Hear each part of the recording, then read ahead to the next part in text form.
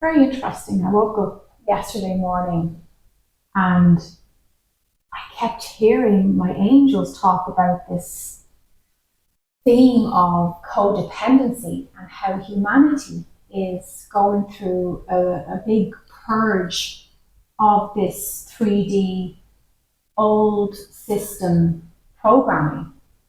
And many people are waking up to the fact that they have codependent dynamics in their marriages, with their friends, with their colleagues, and truly it's created so much unnecessary pain and suffering. What was very interesting was not long after I had received that message that same day, I got a message from one of my members, my YouTube membership, the Members of the Light. And she said, Aveen, would you think about doing a video? Would you talk about codependency, or what do you have to say about codependency? And I thought, wow, now this is really a sign that I need to talk about this from a spiritual perspective. So I shot a few videos discussing codependency. I've taught many workshops to groups in real time, to addiction centers, to meditation groups that I've taught. I've done courses on codependency. And as a recovering codependent myself, I really feel that when we shift and heal the wounds of codependency, our lives truly become more present and more filled with joy and truly unconditional love. Because codependency is about conditional love.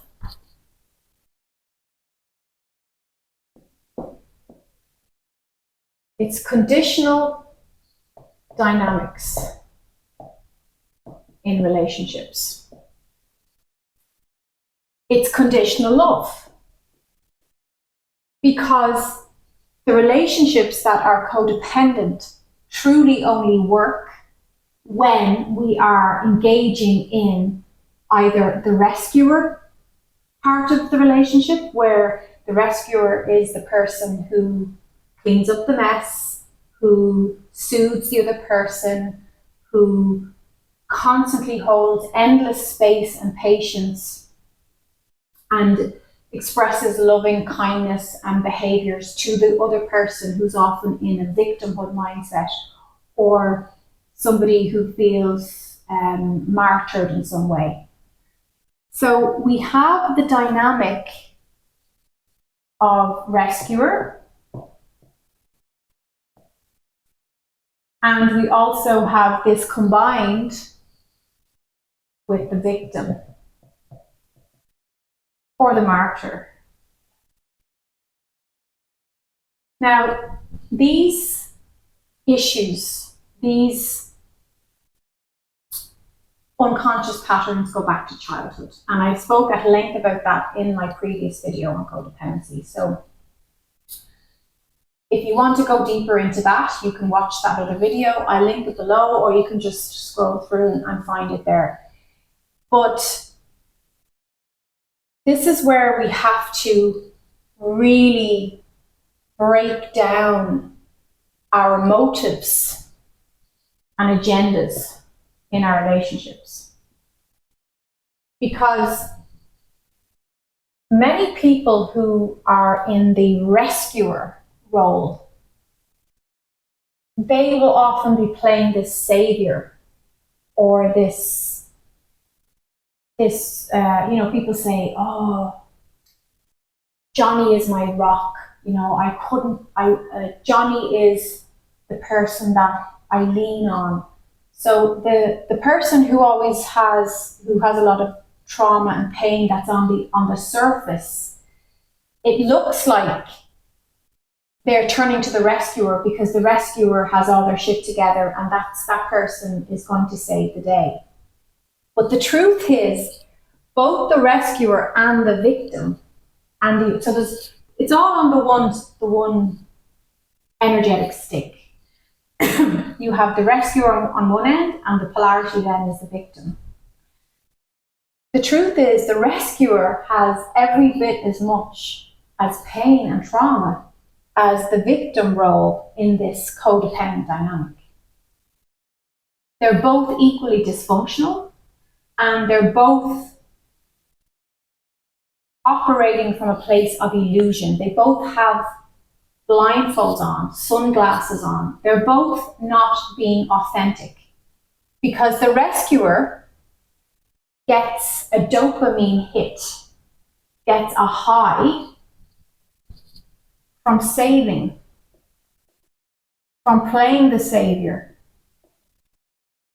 They actually get a dopamine rush. And the victim or the martyr, again, it's going to be very unique in each situation. In fact, you could even say the rescuer is a martyr, actually. You can actually interchange those. The victim or the person who feels like they're not strong enough on their own, they need to be rescued, they need to be saved, they need this person to mollycoddle them back, to put the pieces back together. They get a dopamine hit when they engage in that dynamic. So both people are addicted to polarized, conditional relationships and relating in that dynamic, in that way. So a lot of the time, this is all unconscious. It's not until we actually shine the light of truth or consciousness onto these blueprints from childhood that we realize, I seem to have this pattern with my friends, with my boss, with my mother-in-law, This will show up. This is a wound. Codependency is a wound, and it will show up again and again in our relationships, so that we understand that we are addicted to the dopamine hit. This is connected to a childhood identity. Oops, I'm ready to put it in there. Need to get a bigger board. This is connected to a childhood identity of being the rescuer. So perhaps you had a parent that was dysregulated emotionally, they were unstable, maybe they had a drinking problem, maybe they were unreliable and you always had to pick up the pieces. You got rewarded by activating this childhood survival strategy from your parent. So if your mother was freaking out and she was having one of her episodes and you learned to be submissive and quiet and calm her down, maybe cook her food, maybe bring her tea, whatever you have to do to survive, to keep the peace, to keep yourself safe, and to keep that guardian looking out for you and parenting you, you would have learned to do.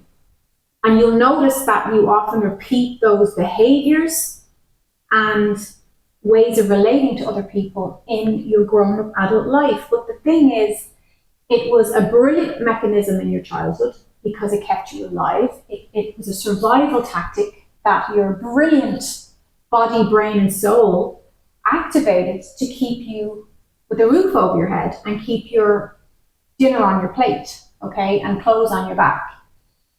But these dynamics lose their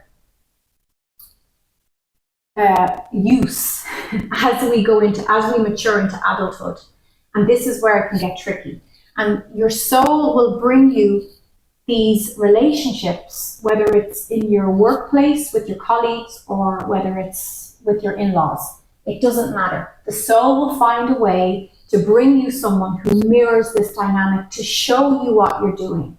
So if you're diminishing your light to be with somebody because, like your mother, they don't want you getting too big and bold and they don't want you shining brighter than them, so you attract somebody who copies or mimics that type of behavior with you, where maybe you're the light and soul of the party and maybe they are very jealous and possessive and tell you to don't be so loud or tone it down or you're too much. They gaslight you, right?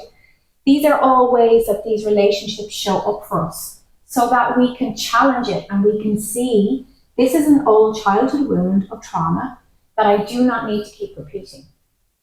I can recognize that I'm reaching for the relief of that dopamine hit, like I did in childhood. I don't need to do that anymore. I can find a way to be in a healthy relationship where my needs are respected, their needs are respected, and there is an equal value on how we show up for each other. So when we address and we start to do the work, so I work with people one-to-one on Zoom or in person in Ireland. We work through the roots, we shift and dissolve these blueprints, these codings from childhood, right? Then we can start to engage in healthy relationships. What's very interesting is many people who've had many years practicing codependency in their romantic relationships especially will often struggle when they attract a healthy attachment in a relationship because they're so used to the highs and lows of this dopamine. I mean, truly, the codependent relationship is like a roller coaster, and it's quite seductive in that we get addicted to the hormones produced. We get addicted to the excitement of the chaos that conditional love brings into our lives. And when we heal that internally, and then the outside starts to match us up with someone who is a better fit to us in a healthy fashion now, it can often be disconcerting for people because they're so used to the chaos. They're so used to the games. They're used to getting this dopamine hit and crash, hit and crash. So it's like drama rescue, drama saving, drama, we wrap each other up and comfort each other and we crash into this this surge of dopamine that we're on this roller coaster relationship. That when a person heals this, they'll often find the quiet and peace of a healthy relationship totally weird and strange. And they'll say, Aveen, we don't row. I'm in this new relationship and we don't row. I don't need to talk about my relationship all the time with my friends and family and dissect it and analyze it because it's fine, it's healthy, it's happy. But I feel weird, I feel strange. And this is where I say it's because it's unfamiliar. You're not getting your hormonal drug dose fix. And it's really strange when you've lived off that energy for years, maybe. So this is where we have to look at what an unconditional relationship is. And that's so important because unconditional love,